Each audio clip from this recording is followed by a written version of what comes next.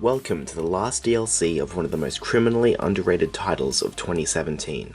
The Fractured But Whole was a meaty experience in itself, but ever since completing the main story, it has kind of just laid dormant in my games library for far too long.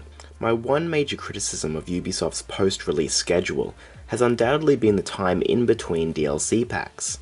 Danger Days was a major disappointment due to it having no story elements whatsoever.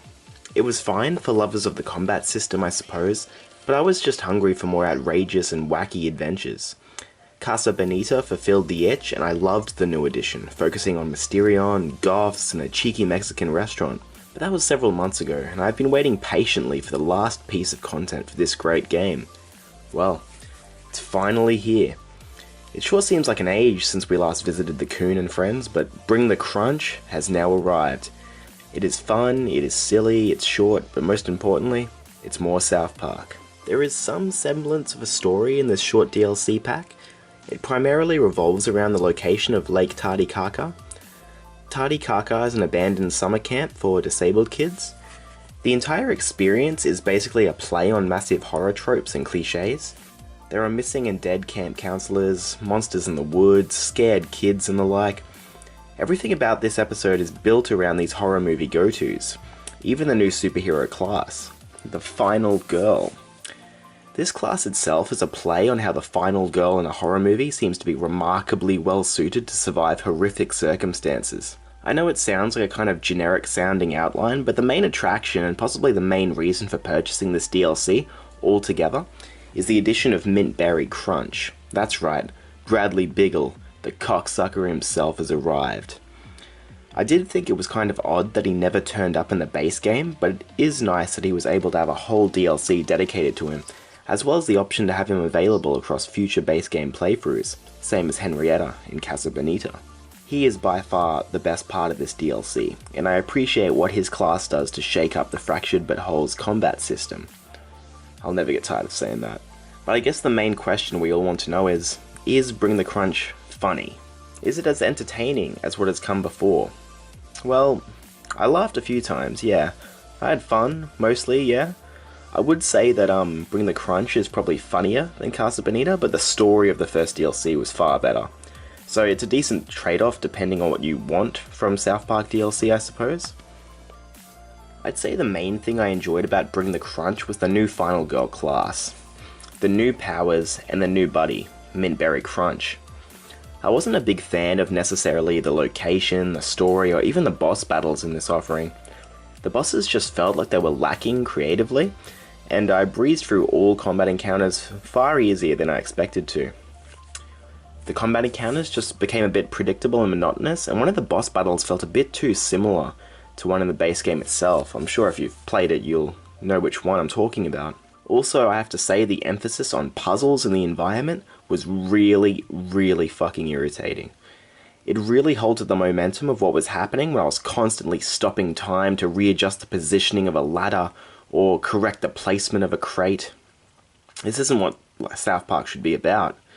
It became beyond frustrating at points, and sure, it is entirely possible that, yeah, maybe I am an idiot. A damn fool, you could say. And that may have contributed to the inflated puzzle times, but I never recalled having this kind of issue in both the Stick of Truth and the Fractured But Whole previously. The main positives I have to mention are involving the class and the new powers, as I mentioned. I really love the Final Girl class, from the saw blades that cause hemorrhaging damage, similar to bleeding, to the dynamite sledgehammer that pushes your foe in any given direction. I was instantly in love. I did really despise how early in Bring the Crunch they basically force you to use the Final Girl powers.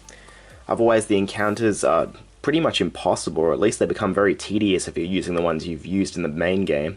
But after they forced me at what felt like gunpoint to adopt the new class, I'm glad in the way that they did.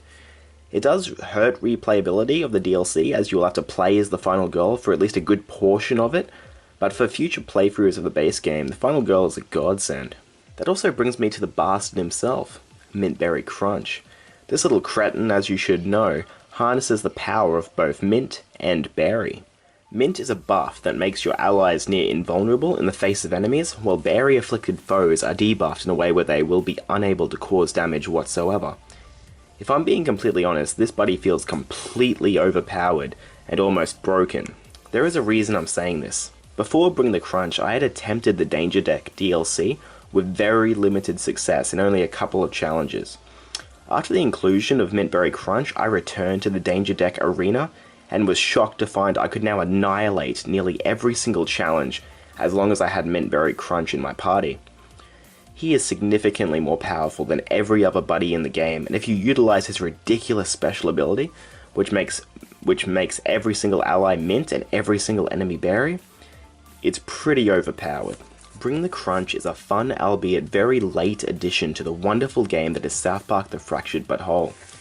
It clocks in at around, 2 hours, which is very disappointing if I'm honest, considering how massively packed with content the base game was, but overall I did enjoy my very short time with Bring the Crunch.